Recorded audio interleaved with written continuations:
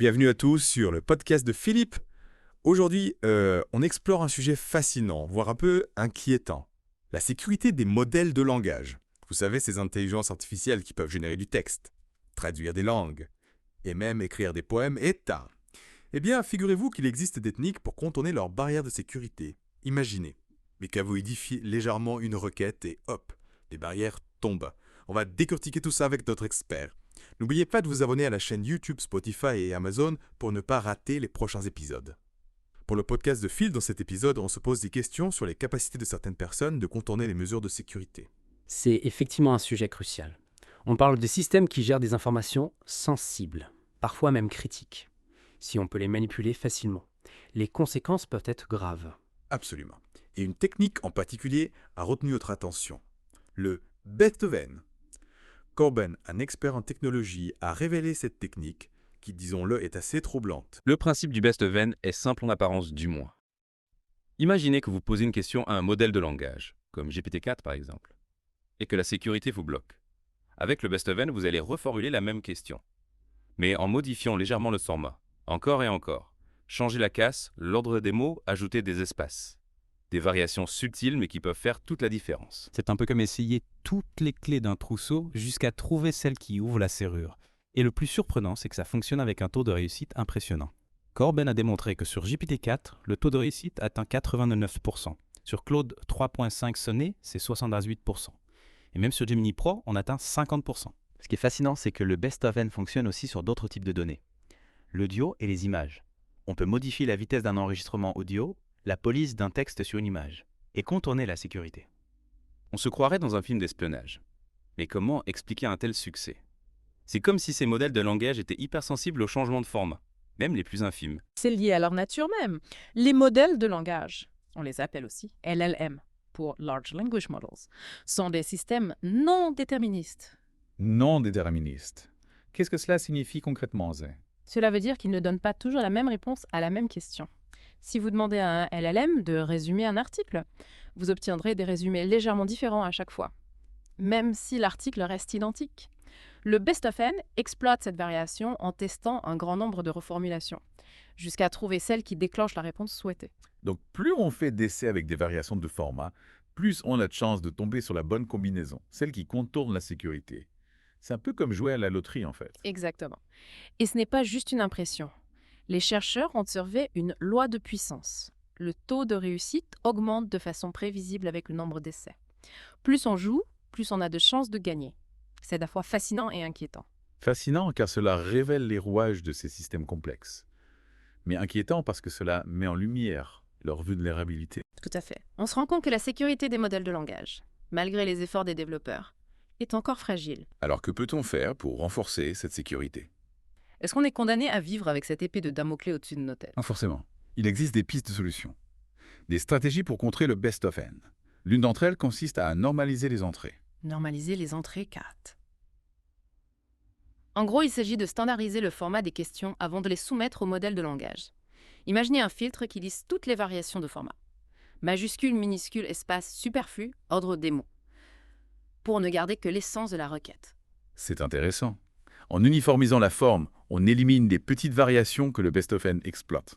Un peu comme si on obligeait tout le monde à porter le même uniforme pour éviter de se distinguer. L'analogie est pertinente. Cependant, la normalisation a ses limites. Les attaquants pourraient trouver de nouvelles façons de contourner le système, en utilisant des techniques plus sophistiquées. C'est un jeu du chat et de la souris permanent entre les experts en sécurité et ceux qui cherchent à exploiter les failles. On imagine bien que la sécurité informatique est un domaine en constante évolution. Mais quelles autres pistes explorent les chercheurs pour renforcer la sécurité des modèles de langage? Une autre approche prometteuse est la détection de patterns. On peut entraîner des algorithmes à reconnaître les tentatives répétées de variation de format, ce qui pourrait indiquer une attaque best-of-n. Un peu comme un détecteur de fumée qui se déclenche lorsqu'il perçoit une concentration anormale de particules. Donc, on surveille le comportement des utilisateurs. Et si on détecte des variations suspectes, on déclenche l'alarme. C'est astucieux. Mais est-ce suffisant pour garantir une sécurité à toute épreuve? Il ne faut pas se leurrer, la sécurité absolue n'existe pas. Le best-of-n nous rappelle que les modèles de langage sont des systèmes complexes, avec leurs forces et leurs faiblesses.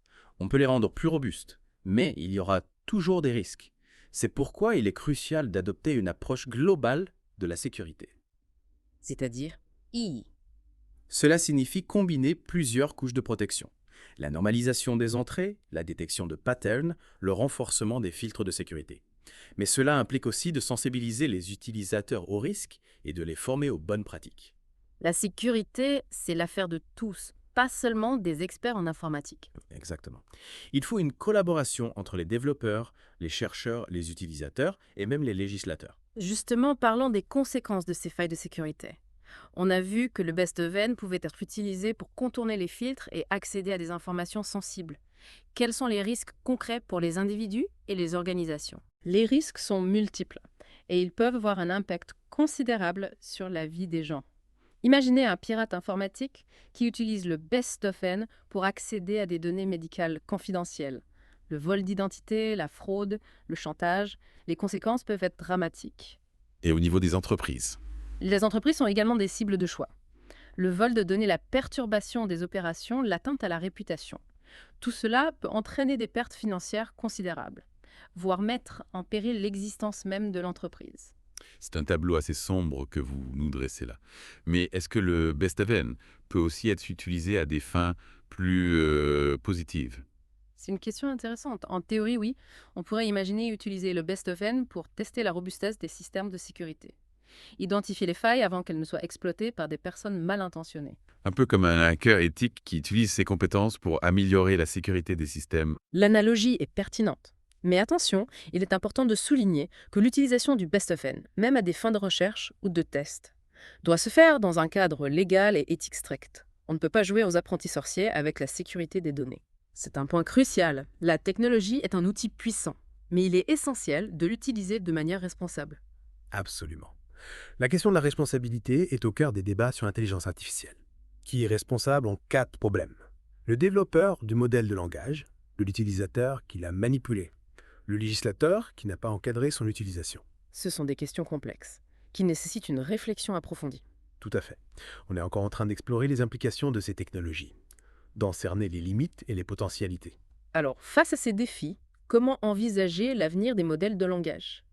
Doit-on les considérer comme des outils dangereux à manipuler avec une extrême prudence, ou comme des alliés précieux capables de nous aider à progresser? Je pense qu'il est important de ne pas céder ni à la fascination béate ni à la peur panique. Les modèles de langage sont des outils ni plus ni moins. Comme tout outil, ils peuvent être utilisés à bon ou à mauvais escient. C'est une perspective équilibrée. Mais comment s'assurer que ces outils seront utilisés de manière responsable, éthique et surtout sécurisée?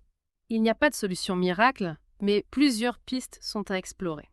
Du côté de la technologie, on peut continuer à améliorer la robustesse des modèles de langage, développer des systèmes de détection plus performants et mettre en place des protocoles de sécurité plus stricts. Et au niveau de la société, quel est le rôle des individus, des organisations et des gouvernements face à ces nouvelles technologies? La sensibilisation est primordiale. Il faut informer le public sur les capacités et les limites des modèles de langage, les risques potentiels. Et les bonnes pratiques à adopter. On rejoint l'idée que la sécurité est l'affaire de tous, pas seulement des experts. Exactement. Il faut également encourager le dialogue et la collaboration entre les différents acteurs. Chercheurs, développeurs, entreprises, citoyens et législateurs. Un dialogue ouvert et transparent est essentiel pour que ces technologies puissent se développer de manière harmonieuse et bénéfique pour la société. Tout à fait. Il faut que les citoyens puissent s'approprier ces technologies, les comprendre et participer au débat sur leurs implications. En somme, l'avenir des modèles de langage dépend de notre capacité collective à les maîtriser, à les encadrer et à les utiliser de manière responsable. C'est une belle conclusion. L'intelligence artificielle et en particulier, les modèles de langage ne sont pas une fin en soi, mais un moyen. Un moyen de nous aider à mieux comprendre le monde, à communiquer plus efficacement. Et peut-être même à créer de nouvelles formes d'art et de savoir. Merci beaucoup pour toutes ces explications éclairantes. Vous nous avez donné matière à réflexion. Merci à vous pour l'invitation. C'était un plaisir d'échanger sur ce sujet passionnant. Et merci à vous, chers auditeurs, de nous avoir suivis dans cette exploration du monde fascinant et parfois inquiétant des modèles de langage. On espère que cet épisode vous a permis d'y voir plus clair sur les enjeux de cette technologie en pleine effervescence. N'hésitez pas à partager vos commentaires, vos questions et vos réflexions sur nos réseaux sociaux. On se retrouve très bientôt pour un nouvel épisode du podcast de Philippe et Chibor. D'ici là, restez curieux et surtout restez vigilants.